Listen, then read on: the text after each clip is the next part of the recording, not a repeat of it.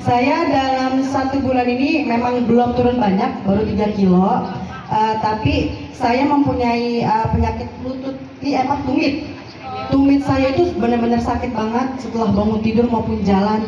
Alhamdulillah sekarang sudah mendingan sakitnya, walaupun masih sakit tapi sudah mendingan, sudah tidak pernah sakit banget ya sakitnya, alhamdulillah.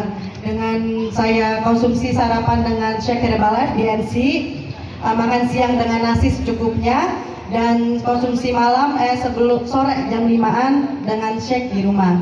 Oh, jadi di NC juga, di rumah juga ya, gitu ya? NC juga sarapan, di rumah juga nge-shake. Kalau di rumah cuman shake sama habis olahraga saya minum teh konsentrat.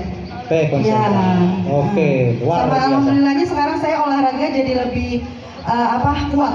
Biasanya lari itu cuma 1 putaran, sekarang bisa 5, bisa 4.